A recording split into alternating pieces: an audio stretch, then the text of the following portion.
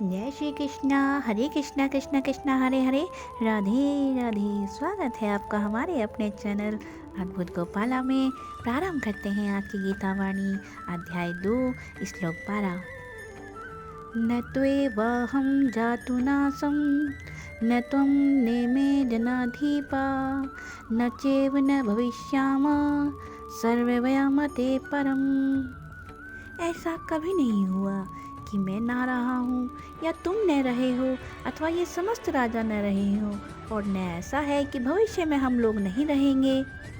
कहने का तात्पर्य यह है कि वेदों में कहा गया है कि जो श्री भगवान असंख्य जीवों के कर्म तथा कर्म फल के अनुसार उनकी अपनी अपनी परिस्थितियों में पालक हैं, वही भगवान अंश रूप में हर जीव के हृदय में वास कर रहे हैं। केवल साधु पुरुष जो एक ही ईश्वर को भीतर बाहर देख सकते हैं, पूर्ण एवं शाश्वत शांति प्राप्त कर पाते हैं। अर्थात जो वैदिक ज्ञान अर्जुन को प्रदान किया गया है, वही विश्व के उन समस्त पुरुषों को प्रदान किया जाता है जो विद्वान होने का दावा तो करते हैं, किंतु जिनकी ज्ञान राशि न्यून है। भगवान यह स्पष्ट कहते हैं कि वे स्वयं अर्जुन तथा युद्ध भूमि में एकत्र सारे राजा शाश्वत प्राणी हैं, और इन सभी जीवों की बुद्ध तथा मुक्त अवस्थाओं में भगवान ही एकमात्र उनके पालक हैं। भगवान परम पुरुष हैं तथा भगवान का चिर संगी अर्जुन एवं वहाँ पर एकत्र सारे राजगण शाश्वत पुरुष हैं। ऐसा नहीं है कि ये भूतकाल में प्राणियों के रूप में अलग अलग उपस्थित नहीं थे, और ऐसा भी नहीं है कि ये शाश्वत पुरुष नहीं रहेंगे। उनका अस्तित्व भूतकाल में था और भविष्य में भी निर्बाध रूप से बना रहेगा, अतः किसी के लिए शोक करने की कोई बात नहीं है। यह मायावादी सिद्धांत की मुक्ति के बाद आत्मा माया के आवरण से पृथक होकर निराकार ब्रह्मा में लीन हो जाएगा और आत्मा अस्तित्व खो देगा। यहाँ पर परम अधिकारी भगवान कृष्ण द्वारा पुष्ट नहीं हो पाता, न ही इस सिद्धांत का समर्थन हो पाता है कि बद्ध अवस्था में ही हम अस्तित्व का चिंतन करते हैं। यहाँ पर कृष्ण स्पष्ट कहते हैं कि भगवान तथा अन्यों के अस्तित्व भविष्य में भी अक्षुण्ण रहेगा, जिसकी पुष्टि उपनिषदों द्वारा भी होती है। श्री कृष्ण का यह कथन प्रमाणिक है, क्योंकि श्री कृष्ण मायावश नहीं है। यदि अस्तित्व तथ्य न होता तो फिर कृष्ण इतना बल क्यों देते, और वह भी भविष्य के लिए। मायावादी यह तर्क कर सकते हैं कि कृष्ण द्वारा कथित अस्तित्व आध्यात्मिक न होकर भौतिक है।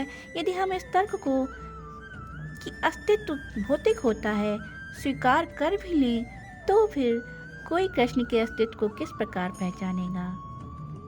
श्री कृष्ण भूतकाल में भी अपने अस्तित्व की पुष्टि करते हैं और भविष्य में भी अपने अस्तित्व की पुष्टि करते हैं। उन्होंने अपने अस्तित्व की पुष्टि कई प्रकार से की है और निराकार ब्रह्मा उनके अधीन घोषित किए जा चुके हैं।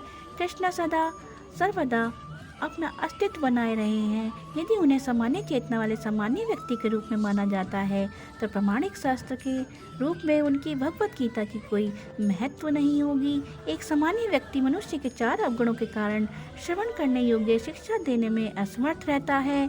गीता ऐसे साहित्य से ऊपर है। कोई भी संसारी ग्रंथ गीता की तुलना नहीं कर सकता। श्री कृष्ण को सामान्य व्यक्ति मान लेने पर गीता की सारी महत्वता जाती रहेगी। मायावादियों का तर्क है कि इस श्लोक में वर्णित द्वैत लौकिक है और शरीर के लिए प्रयुक्त हुआ है, किंतु इसके पहले वाले श्लोक में ऐसी देहात्म बुद्धि की निंदा की गई है। एक बार जीवों की देहात्म बुद्धि की निंदा करने के बाद यह कैसे संभव है कि श्री कृष्ण पुनः शरीर पर उसी वक्तव्य को दोहराते हैं। अतः यह अस्तित्व आध्यात्मिक आधार पर स्थापित है, और इसकी पुष्टि रामानुजाचार्य द्वारा तथा अन्य आचार्यों ने भी की है। गीता में कई स्थलों पर इसका उल्लेख है कि यह आध्यात्मिक अस्तित्व केवल भगवत भक्तों द्वारा ही ये है। जो लोग भगवान कृष्ण का विरोध करते हैं, उनकी इस महान साहित्य तक पहुँच नहीं हो पाती।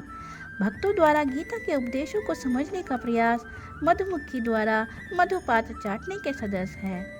पात्र को खोले बिना मधु को नहीं चखा जा सकता। इसी प्रकार भगवत गीता के रहस्यवाद को केवल भक्त ही समझ सकते हैं, अन्य कोई नहीं। जैसा कि इसके चतुर्थ अध्याय में कहा गया है, न ही गीता का स्पर्श ऐसे लोग कर पाते हैं जो भगवान के अस्तित्व का ही विरोध करते हैं। अतः मायावादियों द्वारा गीता की व्याख्या मानो समग्र सत्य का सरासर भ्रामक निरूपण है। भगवान चैतन्य ने मायावादियों द्वारा ही की गई गीता की व्याख्याओं को पढ़ने का निषेध किया है और चेतावनी दी है कि जो कोई ऐसे मायावादी दर्शन को ग्रहण करता है वह गीता के वास्तविक रहस्य को समझ पाने में असमर्थ रहता है। यदि अस्तित्व का अभिप्राय अनुभव गम्य ब्रह्मांड से है तो भगवान द्वारा उपदेश देने की कोई आवश्यकता नहीं थी। आत्मा तथा परमात्मा का द्वैत शाश्वत तथ्य है और इसकी पुष्टि वेदों द्वारा होती है, जैसा कि ऊपर कहा जा चुका है। जय श्री कृष्णा, हरे कृष्णा कृष्णा कृष्णा हरे हरे, राधे राधे।